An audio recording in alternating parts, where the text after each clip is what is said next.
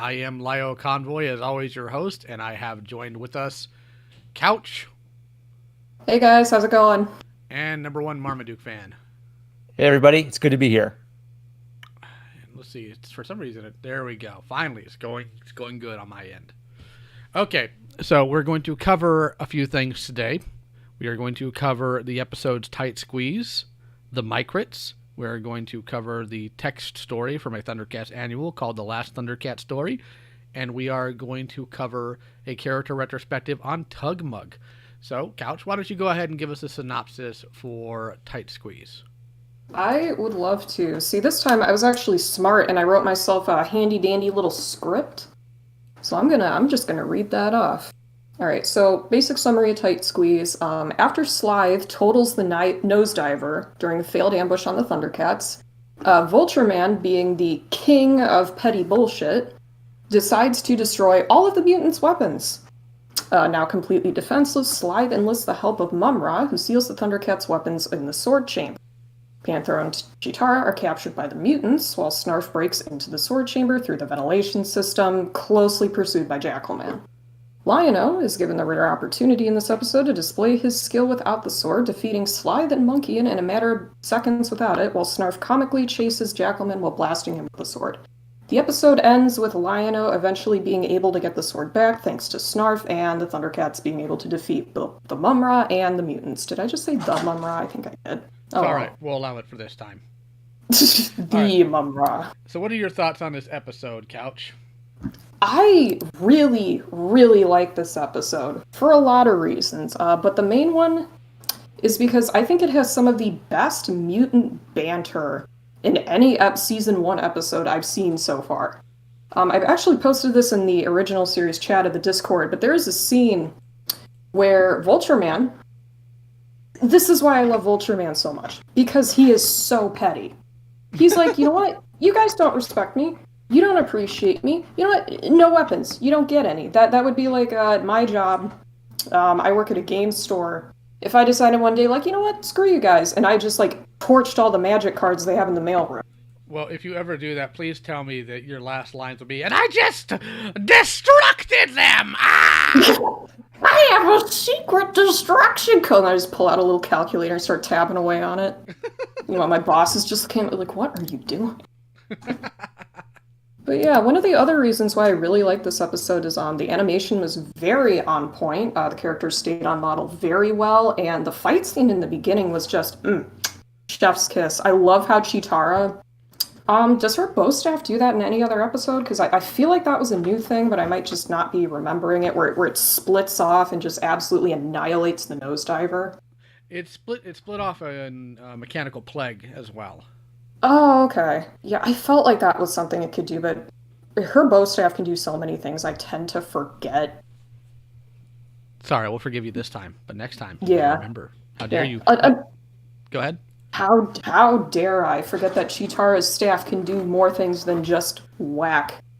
And speaking of whack, oh my god, I love how Snarf does his little thing where he's like, oh, you know, I'm such a coward, you know, don't make me fight the mutants. And as soon as Jackalman shows up, he's like, come on, boy, let's go. Are you ready to go? I'm ready to go. And then he's just like Snarf could have just, you know, zapped him a couple times with the sword and then just ran off. But no, he chases him all the way out into like the courtyard thing, just blasting away. And it's so funny. I think the last little tidbit that I really liked was the first time Lion-O tries to call the sword out of the weapons room. And the sword just it tries to blast the door, and then it just ends up slapping itself because it reflects back, and he's like, you know what, I'm done. And he just goes back to bed. I was just like, same. But yeah, overall, I think this was a really solid episode, and I really enjoyed it. What are your thoughts, Marm? I concur with Couch on just like the overall quality of this episode, both kind of an animation perspective and a storytelling perspective. I noticed like lots of you can kind of tell that there are episodes where they're trying to just get past with their budget, right? Like they're trying to do something like really ambitious on maybe like a little less budget than they needed for something that crazy. And then there are episodes where like all of the effects shots are lining up, all of the character moments, you know, they have a lot of personality and charm to the drawing style. I also like what they did with some of the secondary characters in this episode. There's a nice scene where Wily Cat and Wily Kit get back to get ready for the mutants. That whole situation of the mutants basically invading the lair and taking out the older Thundercats one at a time adds a lot of tension to things. I like little details like the Thundercats lose their weapons, so Chitara arms herself with a bow staff. And it once again proves that Snarf is useful, but not necessarily by, I don't know, like they didn't do like the cheesy thing where they said, we've got to give Snarf an episode where he can be a hero. He just sort of naturally serves the team in a way that really fits with the overall story. And I also kind of like how Jackalman, the fact that he's skinny, he's the one who gets singled out to go after Snarf in the ventilation system. So they're even using the villains very well to have kind of like highlighting their different physical abilities, and basically each team feels cool in this, and good triumphs over evil. So a very, very fun episode overall. All right. Well, I enjoyed the episode, as I do most Thundercat episodes. I enjoyed the dynamic. I enjoyed the fact that they kind of had to run to Daddy Mumra for help. All of our weapons got taken. Can you help us? Fine. Leave me alone. Yeah, like I really enjoyed that. Just the catharsis he probably felt doing that. But seeing the mutants back into like their most primitive roots and having to get help to try to equal the playing field was kind of amusing. And seeing the Thundercats how to utilize strategy and, cunning as opposed to just using superior firepower is very interesting. Now, there's some incongruity in terms of what the sword's capable of. I'm willing to look past it because this episode was that good. But let me go ahead and read the show notes here. Tight Squeeze, written by Stephen Perry, so the Safari Joe writer. Tight Squeeze opens as it means to go on, full of action, with the story well into the latest mutant scheme to defeat the Thundercats. Steve Perry cleverly turns this set of events into unexpected tirade of abuse from Vulture Man towards his fellow mutants as he destroys their arsenal of weaponry and equipment. As Sly's relatively simple attack on Lion-O is thwarted, we see a great moment where Lion-O chooses to save the reptilian despite being double-crossed for his troubles. The moment Vulture Man operates a self-destruct switch is pretty well directed, and there are plenty of similarly effective scenes throughout the episode, including the unusually feral snarls from Panthro and Chitara as they become imprisoned in Castle Plundar. The pace of the episode really works to its advantage, and no time is wasted in unnecessary exposition. Indeed, even Mumra's first appearance occurs straight into his transformation sequence. The episode features, at its heart, a very simple concept of Thundercats distancing themselves from the concept of distancing the Thundercats from their technology, as even the standard Deus Ex Machina device of the Sword of Omens, or calling the sword to Lion-O's hand, fails to give them access to their weapons. Though simple, this proves a remarkably effective idea, and the decision to send Snarf through the ventilation shaft is both novel and reminiscent of prison escape movies. The scenes of Snarf squeezing through the shafts pursued by Jackalman are beautifully conceived and worked really well on screen, providing a great sense of claustrophobia and heightening the tension. The episode ends with the spontaneous release of Panthro and Chitara after Lion-O regains control of the sword. While this sort of thing occurred quite often in the series, it poses an interesting question. Do the Thundercats gain additional strength from the Eye of Thundera, or does it simply provide extra motivation? The standard of script work both here and in adjacent episodes by the period is extremely high. By this point, the entire scriptwriting team are on top form, and the series continues to go from strength to strength. Writer commentary from Stephen Perry. I cannot recall Tight Squeeze. I know I have seen it, but it was one of the last things I wrote for the show, and I do recall I was not into it very much by then. Moving on to other things. Yeah. I was more absorbed in the Bible for Silverhawks. I would feed Peter Lawrence page after page for characters, ideas, locations, and settings, and he would hammer it all into a new Bible format.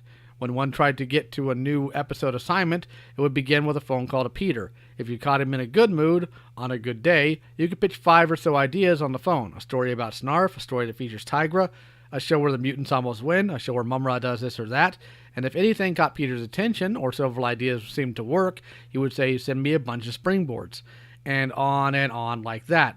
After Peter had gotten the page, you'd call him, and he would either tell you to go ahead with one of the springboards, or that none of them worked, and to send him more. Fortunately, I always seemed to have at least one springboard that went on to become an episode.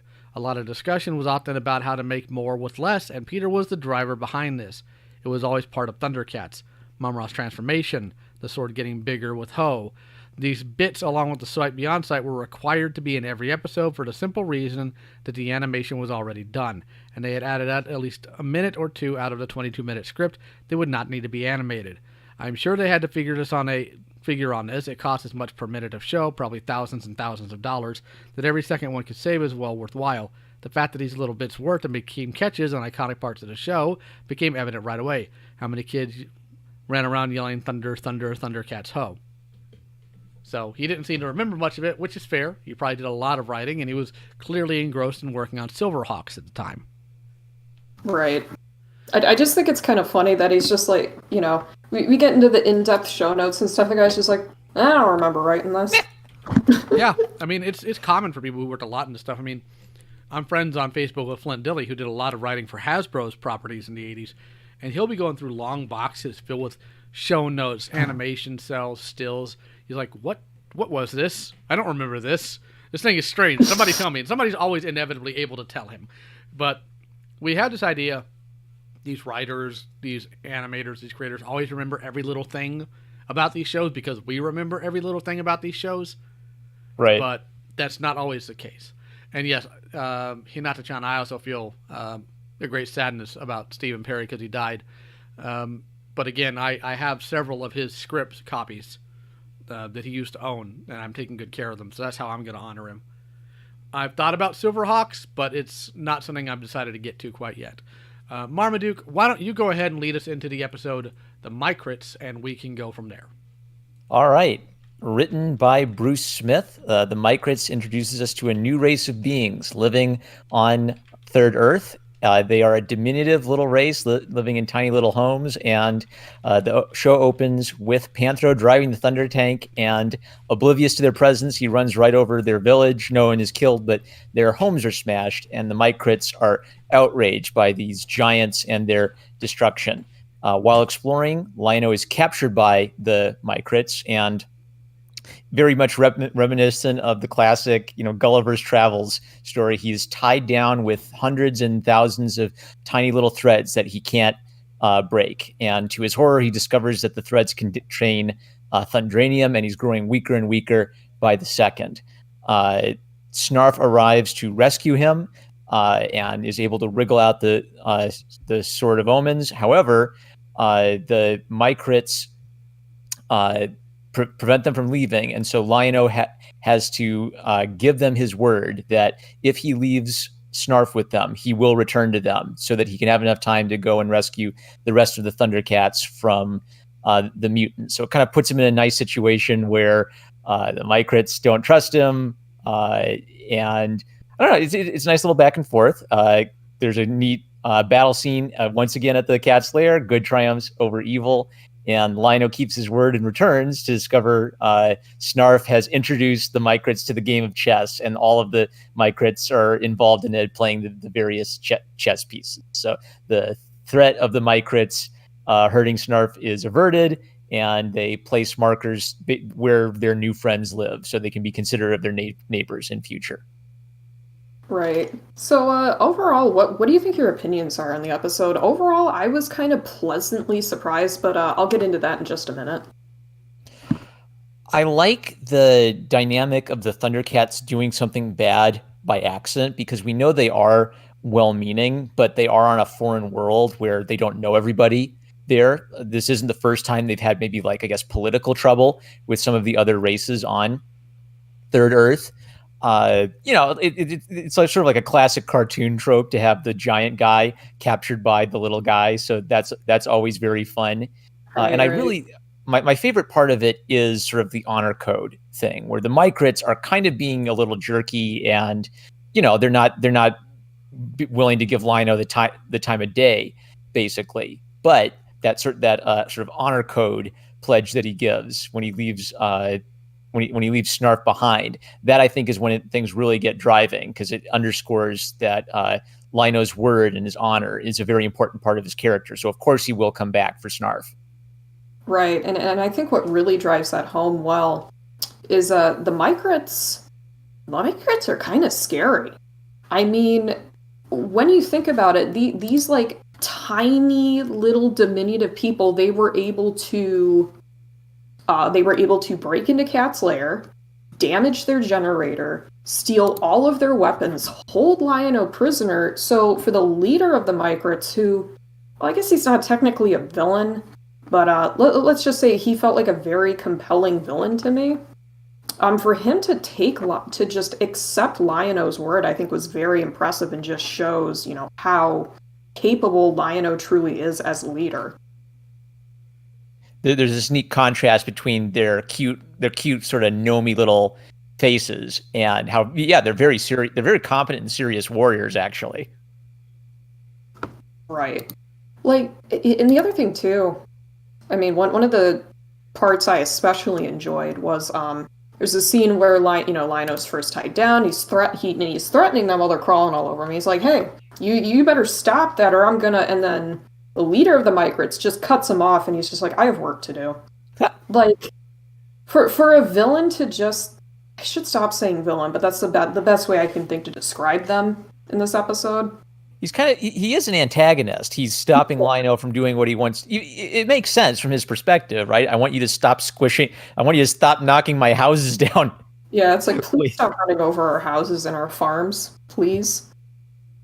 But yeah, I mean, for him to just kind of dismiss Lion-O like that, it's very rare when we see a villain actually do that, because usually they'll wait, they'll give him his little spiel, they'll let him give his like little spiel and then be like, "Oh, well, you can't defeat me because blah, blah, blah." But he's just like, you know what? No, I'm not even going to give you the time of day. I've got work to do. I've got a lair to sabotage. Goodbye, little man. Or big man, I guess.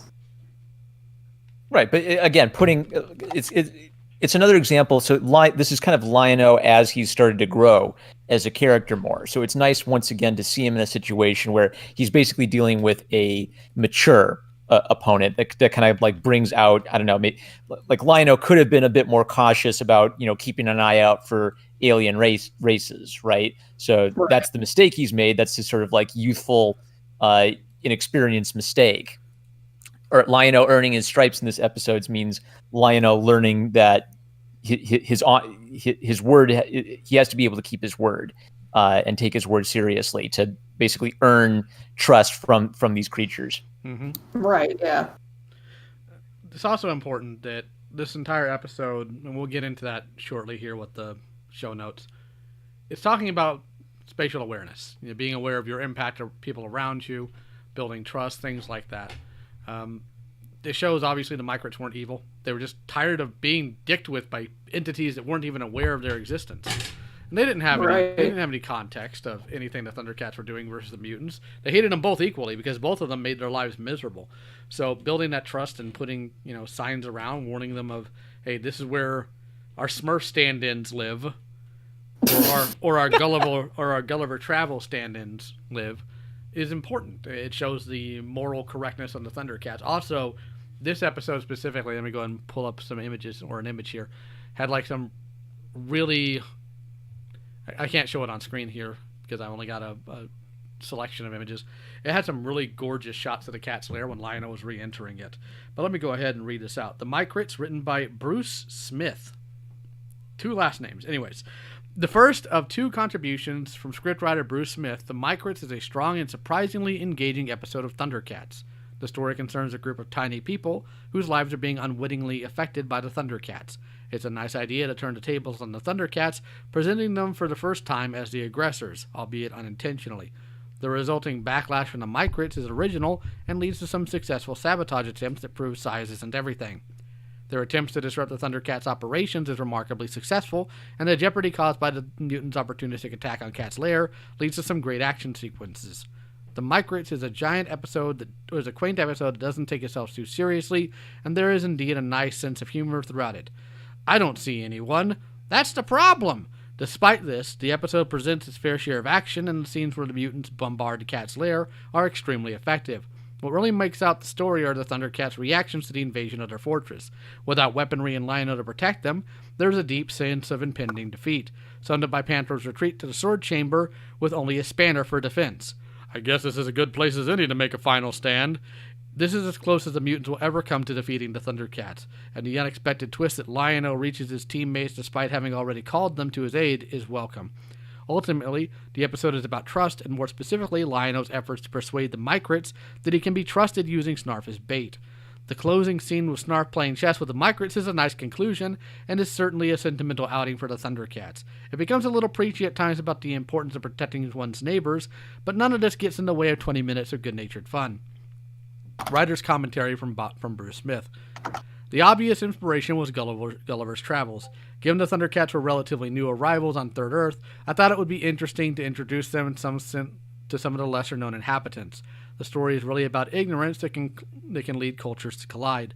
The chess match near the end between Snarf and the Micrits chief, with living Micrits as chess pieces, I think I had seen that similar on one of the original episodes of the Star Trek TV series. The physical skill of the Micrits made that an easy leap. Let's see here. Do you have any more thoughts about all this? 2 really good episodes in a row. We didn't have a stinker for this one. I agree. So let's go ahead, and I don't have any visuals for this. Let's go ahead and move on to the story that we wanted to go through. It was a text story found in the ThunderCats annual. Let me make sure I get the annual number correct. The 1990 annual. So it's the ThunderCats 1990 annual, and the story is called The Last Thundercat Story. The synopsis is the Thundercats get what they think is a signal from another Thundercats arc that left Thundera. They believe that it is a time-traveling matrix, and they use it to attempt to go into the past to try to revisit Thundera, warn them of its destruction, and save more lives. What actually happens is they go into a present which is devoid of all the Thundercats, but still has the mutants and Mumra to show them what would happen if they had not ever arrived on the planet. And we're going to talk in detail a little bit about it in a minute. But Marmaduke, what are your thoughts on this text story? It's well written. Maybe a couple interesting things about it is it almost seems to have been written, without a knowledge that they're going to restore Thundera. So you could imagine this as a last episode for the Thundercats if it were to end with them on Third Earth without ever having reformed the new Thundera. There's also kind of a nice, I would guess, like, what's the moral point of the Thundercats vibe to it? Like, it starts out with, the kids getting into trouble and Panthro. I love it when all the other Thundercats remind Panthro of when he was a troublemaker as a youth, because it kind of sets the tone of they're nostalgic for Thundera, and then their nostalgia for the Thundera is what causes them to kind of like throw caution to the winds and try out this time machine. The twisteroo that they've entered into like another world, like I picked up on it quickly, but a little kid might not pick up on it right away. So there's kind of like this nice building creepy tension that no one knows who they are on Third Earth anymore. So that's kind of neat. And there's also this really surprising twist at the end where Mumra's father enters into the picture. And I guess Mumra's father is sort of maybe like an angelic. If Mumra's a devil priest, his father's sort of maybe an angelic presence who has been kind of like purposefully guiding the Thundercats through this journey, and kind of like has a purpose for them to continue fighting Mumra's evil. It reminds me of what is that Christmas movie? It's a Wonderful Life. It's a Wonderful Life with the Thundercats, but with a lot of nice subtle. I don't know, the way the themes work throughout are really nice. Yeah. The one thing go ahead, Lyle. No, you go ahead. Okay. No, you. No, you. You just reverse Uno carded me. But anyway, one of the things that I really liked about this comic is that it really drove home just how like horrible and traumatizing the destruction of Thundera was. Because I mean, I don't know exactly when this story is supposed to take place, but it's sometime either during or after season 2, because we see the B team, Primira, Linkzone, Bengali. But even though the Thundercats have been on Third Earth for so long, they've made it their home, they've made friends and allies that they really care about, the fact that they were just willing to throw all of that away with very little discussion just shows like how horrible it was for them to lose their home. Yeah, and that's not something we really have a comparison for in modern psychology, because people can lose their houses, people can have to move away from their countries. We've never had to deal with anybody having to lose their entire freaking planet, because even if you lose your country, you could still in theory go back to that country at some point, even though it may not be what it once was. You can't do that with a destroyed planet. Right. I mean, they kind of have that in season 4 with the reconstruction of Thundera, but even then, it's pretty messed up. Like, it's not the same planet. No, that doesn't happen until the very end of the freaking series when you have the planet fixed. I also think it was kind of neat how Jaga warned them, do not do not try to change the past, and don't let the fear of the future stop you. Mm-hmm. And then when they're on the ship, Lino reinterprets that to, well, if we can go back into the past, this is a chance to fix past mistakes. So we kind of missed the point. Jaga sometimes offers cryptic advice. And in this case, Lino and the team basically missed the point of his advice entirely. It's kind of neat because if you had a time machine, you would think, oh, this is a chance for me to go back in time and fix some things. But what they kind of learn is that maybe that's the wrong attitude to have. If you can't change the past, then it's wrong to, I guess, there's a line between remembering the past and fixating on the past so much that you don't live in the present moment, and that's what's taken away from them. What they lose is they realize how horrible it would have been if they weren't on Third Earth, protecting these other people from Mum-Ra and the mutants. So they're kind of sharply reminded of how important it is to be focused on the problem you have right now. My only question with it is, why would the mutants have gone to Third Earth if they weren't following the Thundercats? Because, correct me if I'm wrong, it's been a little while since I've watched Exodus. Wasn't the only reason for the mutants coming to Third Earth was to follow the Thundercats? Yes, but you also have to keep in mind this entire scenario was an illusion. That is true. And I would like to know more about Mum-Ra's father in this, because, he's obviously a comic-only character, and he's absurdly powerful. And, when I read that scene, John, it's like a force more powerful than you or I is at work here. My first thought is going back to a more recent issue of Justice League, where Flash and the Justice League show up like, oh man, we're not going to have to fight God, are we?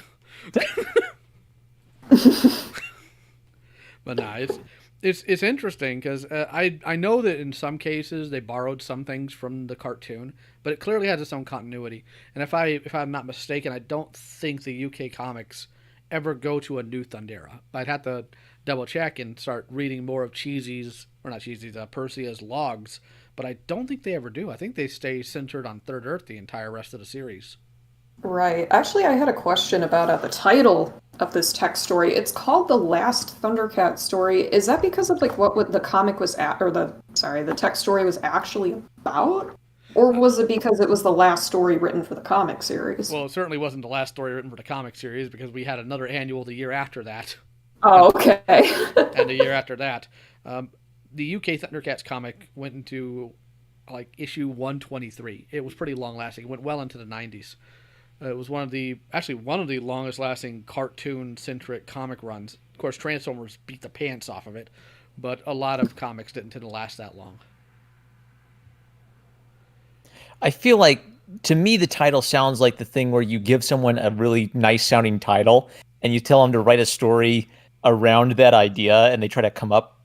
Because the writing problem is, if you ever write the last Thundercat story, you don't get to write any more Thundercat stories. But if I were a writer and I was told, write something that would be the end of the Thundercat story, the most sensible thing would be to kind of give them some sort of reminder of their mission. It's important for you to continue fighting Mum-Ra and evil. And then they kind of walk off into the sunset. So you could almost imagine, I can kind of sort of see the writer thinking of this as a potential end to their story, but it is notable that it ends with them kind of walking off in the sunset, renewing their vows to continue their fight against evil. So I'd almost guess it was just sort of coincidental that they gave the writer that title to work with. And I have a friend of mine who just started reading some Batman comics, and he was very confused because Alan Moore's The Killing Joke is named The Killing Joke, but a lot of people surmise that Batman killed the Joker at the end of it. But considering it's canon, Joker's still alive.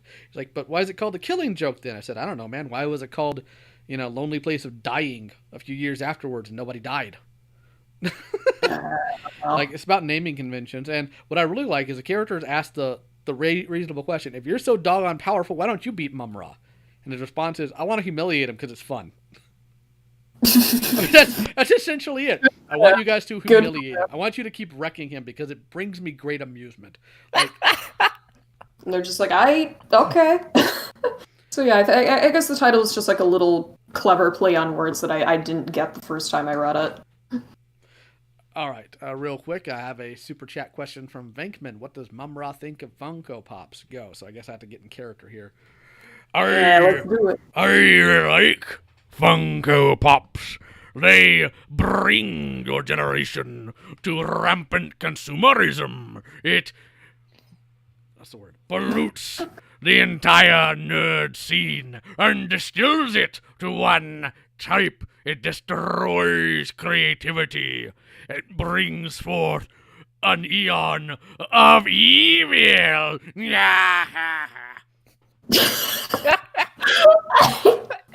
Oh my god, that's so good, because in my store, we sell Funko Pops, and They're bad. we have a joke, because literally no one buys them, but we have an entire, section of the store dedicated to them.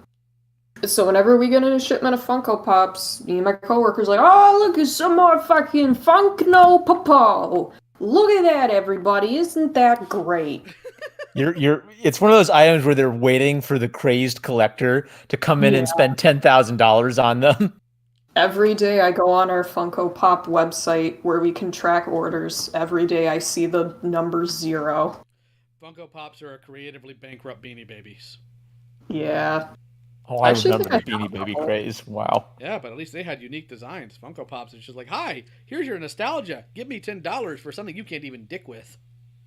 The Beanie Baby craze was great, though, for me, because I was a little kid, immediately after it was over, so I was, drowning in the things. Because they were, 2 cents a piece at garage sales. I had, I must have had, 50 of them, because they were so cheap. God, that sounds like amazing if you're really into them and you don't care about, which you shouldn't care about going forward value. You're like, I get all of these for $3? Yeah, oh yeah, I'd rip off the little tags and stuff. I'd cut, I guess the official term for them in the plushie collecting community is tushy tags. Yeah. Like the little tag on the back. I would snip those off. I didn't give a fuck. Well, here's the thing. Here's my value, and this is very contrary to a lot of collectors. Toys is the purpose of a toy or a doll is to be played with. Enjoy it for what it is. That's why I don't sit there and think, should I buy this new random Thundercat glow-in-the-dark thing that might be worth $5 million in 2 years? I'm like, no, I like that because it's neat and I want to buy it. Is it glow-in-the-dark Thundercat thing? Yeah, they actually, Super 7 actually released it's on pre-order for Big Bad Toy Store, a glow-in-the-dark Mum-Ra figure. Oh, I might actually get that. That sounds good. I'm still feeling a bit burnt by Super 7 because they didn't let me simp, and I'm still waiting to make that jar joke. Oh no! No! Oh, When that thing comes out, all I'm gonna post on I've already got it planned out. All I'm posting on my Twitter is a picture of that figure next to an empty canning jar and just a smiley face. No! I know what that means. No, bad couch. No donut. It's jar time, boys. No. Poor Marm. I really hope that he's innocent enough to not get that. I know what it's in reference to. Just don't put it on top of the radiator. Moving on. Speaking of simping jars and thickness, Couch, why don't you talk to us your thoughts about the character we're going into now, TugMug. All right. So this may come as a surprise to a few people listening, but TugMug is one of, if not my favorite villain in the entire series. And I know that sounds a little out there, because, this is TugMug we're talking about, but let me get into why. So, one of the things that I love about him is that he's arguably the Thundercats' most dangerous enemy, because he in the Mum-Ra Live special, he is able to just snap the sword in half with his bare hands like it's a tooth. You know, Mumra's like tried to like throw the sword into a volcano. He's tried to do all this other stuff to destroy the sword, and then this little meatball man, this space Wario with a shitty French accent, just picks this thing up, goes, "This is a piece of shit," and just snaps it in half like it's nothing. But the reason why I love him so much is to counterbalance his like incredible power. He's just this stupid little meatball man.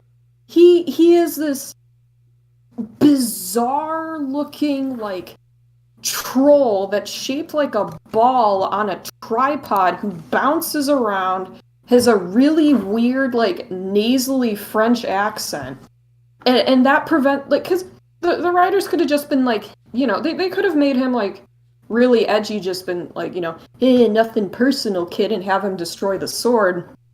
But no, they decided to make Space Wario the person powerful enough to destroy the sword. They chose Space Wario.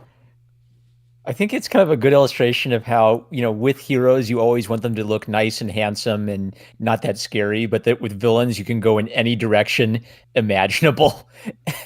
And even kind of like the bouncing element of it, I like that he's strong, but like usually the gimmick with strong guys is they're not that fast or that they're not that mobile. And the fact that he's kind of a human bouncy ball, like I think there's one instance where he accidentally bounces away and he just goes off over the horizon and he's gone. Like he's so mobile.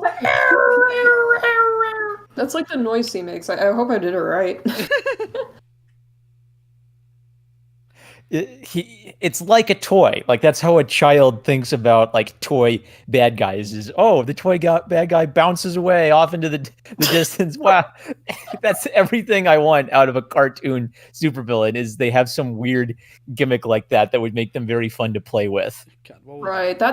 Oh, go ahead, Lyle. It was a comedy writer. I can't remember his name, but he wrote a book called Rules for Guys, and it is so goofy. And he's talking about, in one thing, he has a segment called The Importance of He-Man. He's a father, right? And he was a father through the 80s. It's like, I didn't really understand the whole He-Man toy thing. And then I saw my kid playing with them. And every single encounter between He-Man and Skeletor ended with He-Man saying, "Not today, Skeletor," rearing back and punching him, and my kid chucking Skeletor all the way across the other side of the room, doing this horrible scream. And at that point, I understood. Why?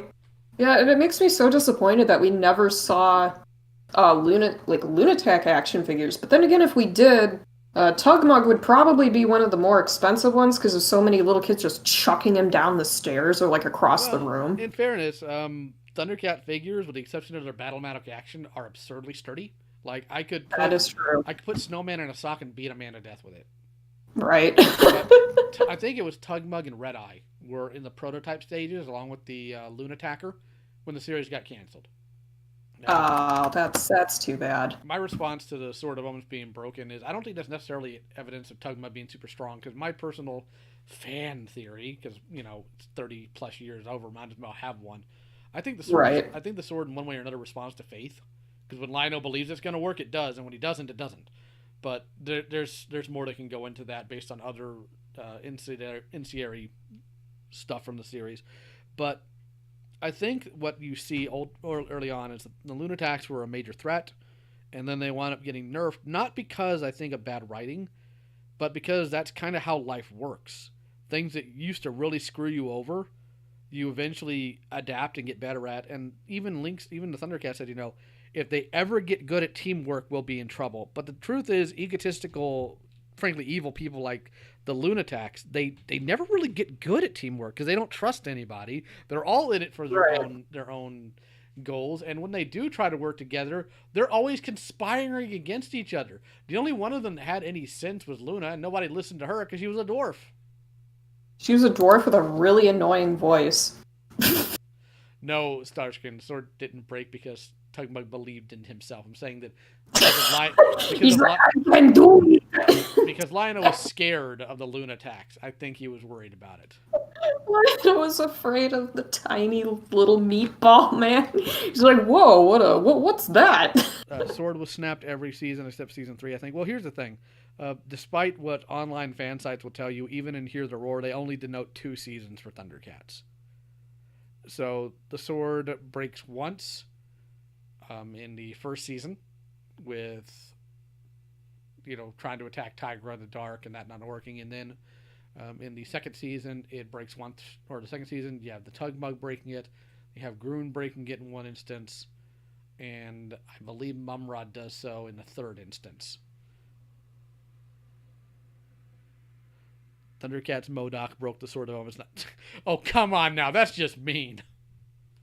I get that reference because I don't know understand. MODOK is a character from Marvel Comics who's basically a giant head with a giant legs. head. Yes. Oh.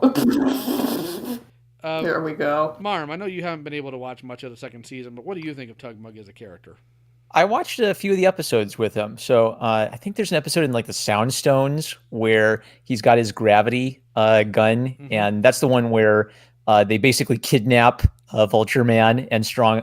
I guess one thing I like about the Lunatacs in general is they're sort of like tougher. They're tougher than the mutants, but they seem to have even worse team cohesion than the mutants. It's maybe tying into what we said earlier. There's this like scene where the Vulture Man's tank falls over, and then TugMug hops right in and he uses his gravity gun and he sets it right again. You get the impression that they are really competent and good at killing people and being like an imposing menace, but they have absolutely no ability to work together or build anything. And they're always, if they're not conspiring against Mumra and the mutants, they're fighting amongst themselves. TugMug stood out to me just because he is such a fun little, strong fat guy, and I guess that bouncy ball element of him. He's the most fun to imagine fighting someone else, and I do kind of like how, unlike the mutants, the mutants are a little bit more kind of like scrappy underdogs almost. You kind of like the mutants because the ThunderCats are going to beat them. The Lunatacs are a little bit more of like, I don't know, like a gang of misfits where each person has this really unique superpower. And I like that TugMug doesn't have like a super magical ability, but everything about him is strong plus goofy. It makes him really stand out, I think. What I really don't Go ahead. Oh, go ahead. No, you go. I feel so bad. We keep like talking over each other. No, first Uno carded me. No, you go, because I just lost my train of thought. I was going to say something. I'll pick it up back in a What minute, I really don't understand, though, is why they gave him a Peter Lorre voice. Because it's funny. Like, with Zax, it's funny because, everybody from New York's a jerk, and that's what they got to do. But with Peter Lorre, why would you make him sound like this? It doesn't make much sense. And they really lean into it. It almost sounds know. It almost sounds like Ren from Ren and Stimpy, except angrier somehow. I don't know. I kind of disagree with that. I think it actually fits him really well. Because you just see this like scary little clown man, and then he opens his mouth, and I just lose it. He's so funny. I don't know. I think it'd be funny if we redubbed it using like Morgan Freeman or something. Can you imagine that thing coming towards you in a dark alley, and you just hear Morgan Freeman? Hello, I'm Morgan Freeman. Hello, I'm TugMug. I'm here to destroy the Sword of Omens. I have a gravity gun, and I'll tell you, it'll do you one over. It'd be unsettling, but all right, here's the show notes for TugMug. The final member of the Lunatacs is TugMug, with his weapon, the Gravity Carbine. He is a formidable character. Leonard Starr's script for Mumra Lives Part 2 introduced him thus. TugMug is a male with massive strength that stems from the fact that he lived on a Plundarian moon that had enormously powerful gravitational pull. On Third Earth, therefore, TugMug can leap nearly 100 feet straight up in the air. He can move faster than Chitara and is her nemesis. That never panned out. His weapon is a gravity carbine that affects the weight of its targets, making them too heavy to hold or too light to remain on the ground. The carbine can make an opponent's body so heavy that he is immobilized. Having made 21 appearances in the series, TugMug is last seen as a prisoner aboard the circus train in Cracker's Revenge. Unfortunate. And I hate Captain. I do. NMR numbers. The rest of the mutants that travel to Third Earth disappeared by the end of season 1. Somewhat. I think some of them are dead. Off screen. Dude, on screen. Like episode 2, Mumra was like, "Hey, you see that ship there that has all your crew and all your gear? Watch this. Sing all of it." It's like that one it's like that one Facebook post where someone's posts a thing about their son passing away, and then someone reacts to it with just the little emoji of the Tasmanian devil going bye. Oh no! Oh dear. Oh god, it's so good. Right. It's from like old people Facebook or something. Yes, old people Facebook is terrible. I know because I'm there. Anyways, all right, so let's go ahead and pull up the list, and we'll talk about what we'll cover next time. Pizza Hut, why do you keep texting me? Our relationship is on hold right now. Never give a pizza place your number. Anyways, let's see here. That squeeze. We're going to be going through the Rock Giant and Jackalman's Rebellion. These are fun episodes. Oh, very neat. All right, so question is, what ThunderCats media should we cover next time in terms of comic or written media? Do we have anything bad to cover? I feel like we've been taking it too easy on ourselves with reading the actual, like, good comics. Well, I mean, we could cover bad stuff, but I think we're almost out of bad stuff because we covered Return, we covered Dogs of War, we've covered He-Man, ThunderCats. I think we covered ThunderCat. Yeah, we covered ThunderCat Superman because somebody here read the wrong story. I wonder who. That's right. We're not going to talk about ThunderCats Roar. I hate you, Scary Harpy. How dare you, you monster. Hey, at least it's over. It's almost over, right? Yeah, from what I understand, according to one of the directors of the show, after the episode with Grun in it and the holiday special, there will be no more. Yeah, it seems like Cartoon Network is very good at just, like, killing ThunderCats IPs. I have an idea. Let's have some fun. Instead of subjecting ourselves to bad ThunderCats fiction, let's look at some fan art. Give our thoughts on them. We can... Yeah. Down that path lies evil. Maybe so. I got some good ones, except I probably can't show up because Laya would get demonetized immediately. Keep it PG, Couch. Oh man. John suggests fan fiction. We kind of did a special episode for a fan fiction piece. Right. That was really fun. I wouldn't mind doing that again, and it seemed like people liked it. I was talking to some people in the Discord about it. It seemed like we legitimately scared a couple people. Really? I mean, you guys got really into it. Like, that was great. Man, y'all a bunch of pussies then. I'm gonna say y'all are pussies if we scared you. And I say that because I refuse to think I'm that good at reading. Up real quick here. Since Roar is likely over, what would you do if you were capable in charge of a new series? What would be your writer's room, art department, etc.? We actually did an entire episode on that a while ago. But let's just say it'd be a very long discussion because I've been thinking about that for years now. Not that I'll probably ever get a chance to do it, but still. Do not rule 34 ThunderCats. That's a rabbit hole you don't want to go down. Well, funny fact. About a year ago on a ThunderCats buy-sell trade forum that I'm on Facebook, some dude uploaded like his collection to show off and wasn't paying attention to what images he clicked on his phone and accidentally also uploaded a whole slew of ThunderCats porn.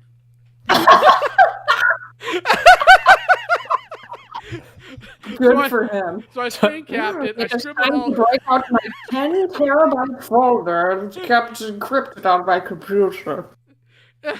And it was this big white dude, and it was all Panthro getting it on with Chitara. And I just went and I screen capped and I scribbled all the porn out. And I sent it to friends. Like, I just witnessed this. This is amazing. Dude wound up going back real quick and editing it. He doesn't think anybody caught it, but I did. I know who you are, big boy. It was me. God, that reminds me. I was dicking around with one of my mutuals on Twitter, and I remembered this horribly drawn comic with like Bengali and Tigra. And I'm like, hey, I just remembered that this thing exists. You want to see it? And they're like, yes. I clearly remember the best part of it was the last page. My guy, my dude Bengali, busts so hard that everyone in the layer hears him screaming. It's the funniest shit. Yeah, exactly. Why would you tell me that? Someone has. Moving on. Okay. Is Apple TV a good place to buy ThunderCats? No. If you want to buy ThunderCats, you can do one of two ways. I'd recommend the DVD release, despite the problems with it. Or if you have Hulu, it's on Hulu. But does the Hulu have the mistakes from the DVD release? Yes. So basically, the only way to get one without the mistakes from the DVD release is like the old VHS tapes or something, right? Unless you have a corrected DVD like I do, yes. Okay. Now, was the corrected DVD like issued legit, or do you have to like special order it? It was a replacement DVD that you could get if you emailed Warner Brothers about what the issue was, and you sent them in the old disc. They'd send you in the new disc with corrected audio, but obviously the majority of people didn't do that, so it's a pretty rare thing to have. So maybe like a third route is legally purchase a crappy edition so you can feel okay about yourself, and then just Google to see if you can find the fixed edition, right? Sure. I don't know. This show definitely needs some ThunderCats historians to preserve all of the like good stuff from being lost to time. Right.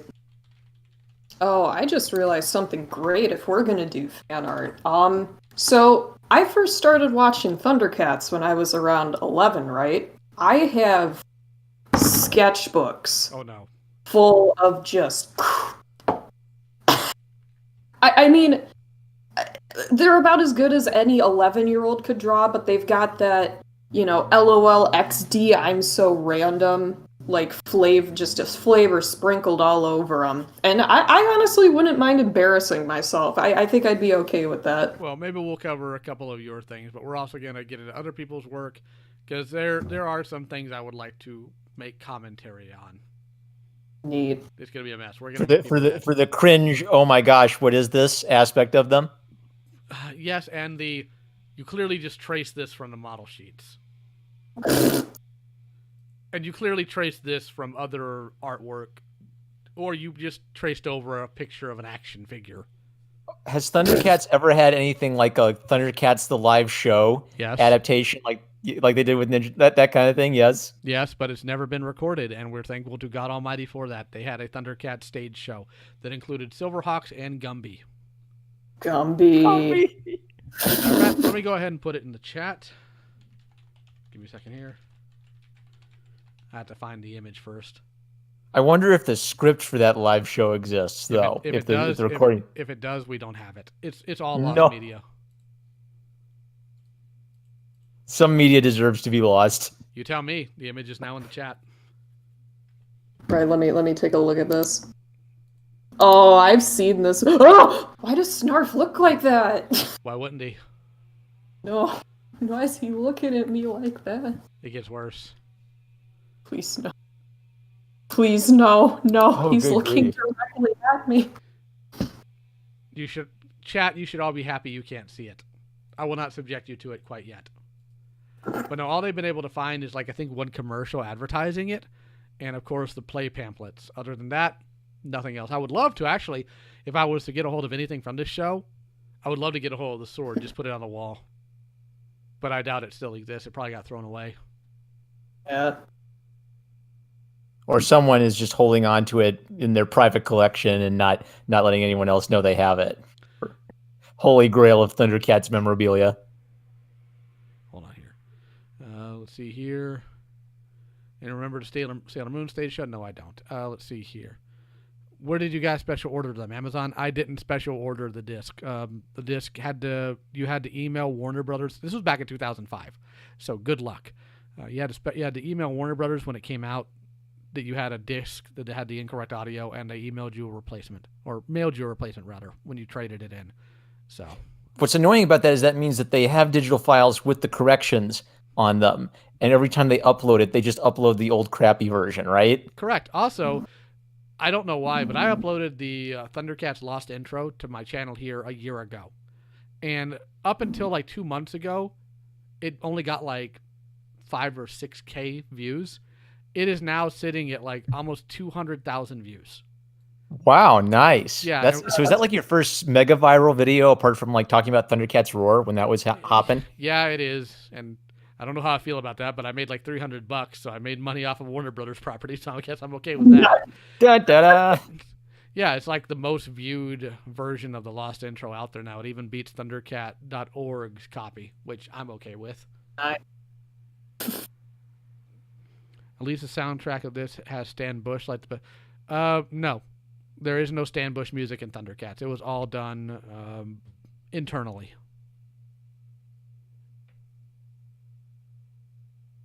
Not that I mind Stan Bush. He did great in Transformers, and he did great in Sailor Moon.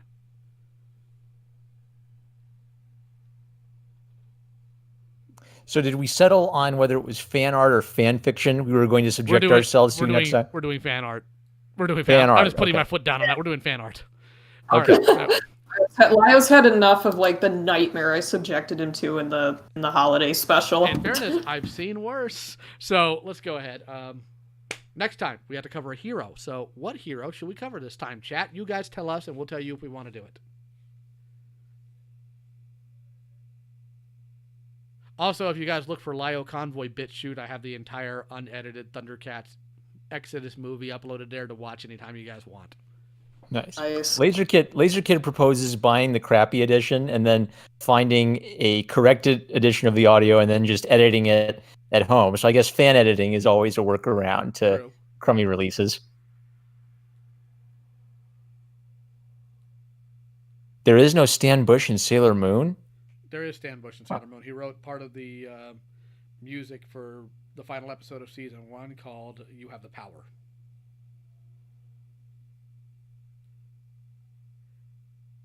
The fact that I know that is absolutely horrible. What are heroes left that we haven't covered? Have we covered all of the ThunderCats team? All but Lion-O, for the obvious reason that I want to cover that with Larry Kinney in here, and I still need to schedule that because I keep forgetting because I get busy. Yeah. So I guess it'd have to be one of like the secondary heroes. Have we talked about the warrior women yet? We did. Okay. I think you were there for that. We can start going back over other characters now that we have a consistent crew here. Maybe go over some of the characters we had back when it was just me, Joe, and Tyler. Sure. So yeah, it wouldn't be. Let me go ahead and look here. Torque has suggested Bengali. No, I thought we've done that recently. I've already simped. I cannot simp again.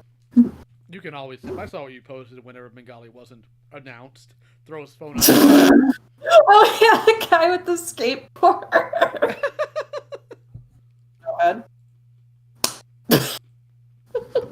I'm so mad because I'm legitimately angry because I posted that on the ThunderCats subreddit. I'm like, oh, this probably won't get too much attention. I go to bed, get up the next morning. First thing I see is a notification on my phone. Couch Boys' post trending on r/ThunderCats. Oh gosh. Just no.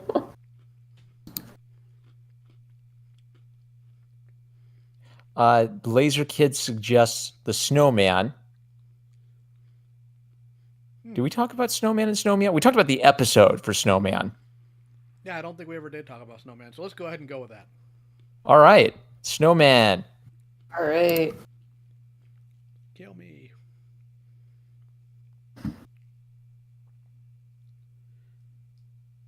Should I go try to find your Reddit post, Couch Boys, or will I regret it if I find it? You won't. No, it's just a little goof.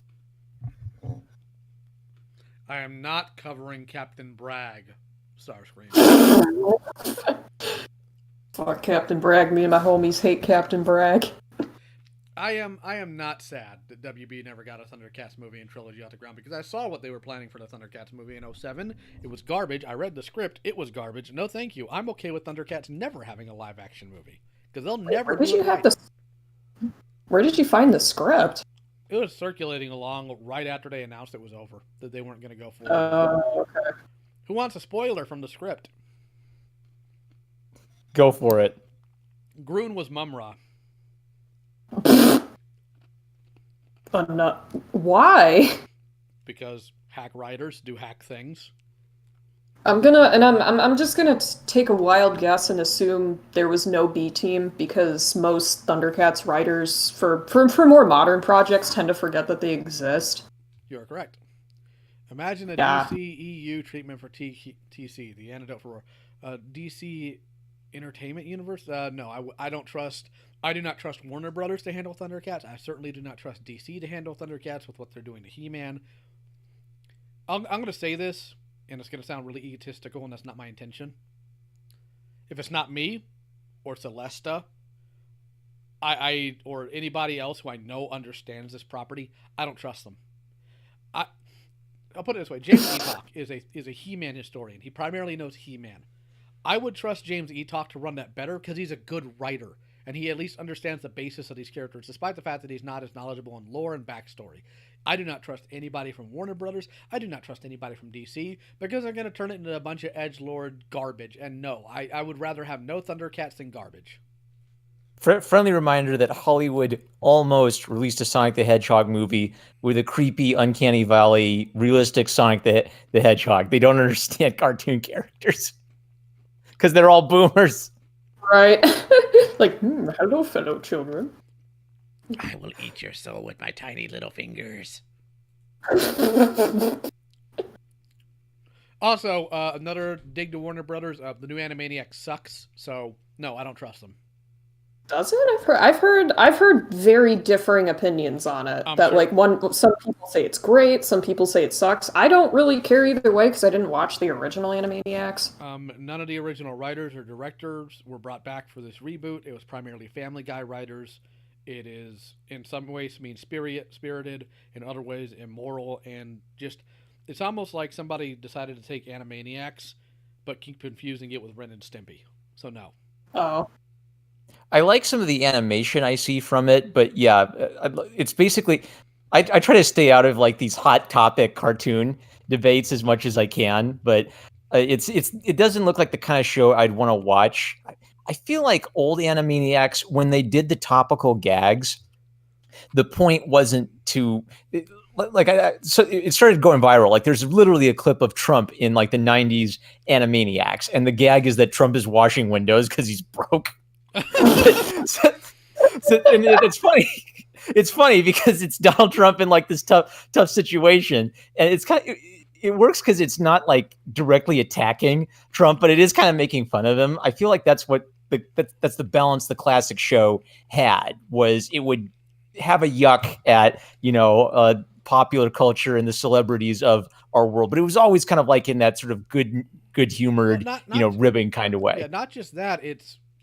They weren't trying to make the joke. It just flowed naturally. But in this new one, they're clearly like, hey guys, look at this joke we made. Didn't we make this joke? This joke's so clever. Aren't we clever? Oh God, please give us backpacks. Oh no, we don't know how to write. Somebody help, send help. Yeah, just no. But I'm doing a video about that. It'll hopefully be out on Tuesday. So any other questions or comments about the actual topic of this instead of Animaniacs? That was my fault. I blame myself for it. I don't think so. I'm not smart enough to come up with a ThunderCats version of the Animaniacs theme song on the fly, or I would. Do it. Actually, we're thunder rainy, totally insane. I will beat you with your own corpse. How does that work? You're just gonna fold it in half? Watch. But actually, yeah, I do have a question. What would be? Are you accepting? You're going to be accepting like viewer submissions for the fan art, right? Yes. In fact, the way we're going to do this is going to be very fascinating. I want people to use the link that is in the description. I think it's in the description. Let me double check. It is not in the description. Why is this not in the description? Let me go ahead and do this. All right. Scroll up, you dumb hoe. All right. Create invite. Copy. I'm going to leave a link in the description for the ThunderCats Discord. The Reddit one, of course. For them to join.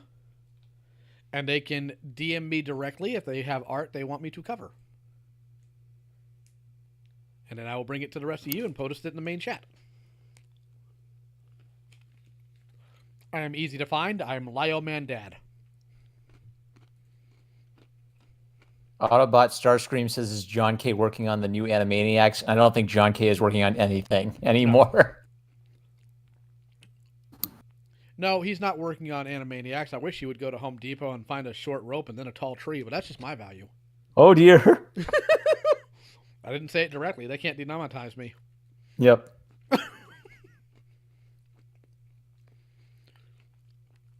All right, so it seems that's all we got this time. So if you guys want to have a specific piece of fan art covered, go ahead and hit that link. But for now, we're going to go ahead and call it a night, and we will catch you guys next month. Love you guys. Thanks for joining us. All right, have a good one, guys.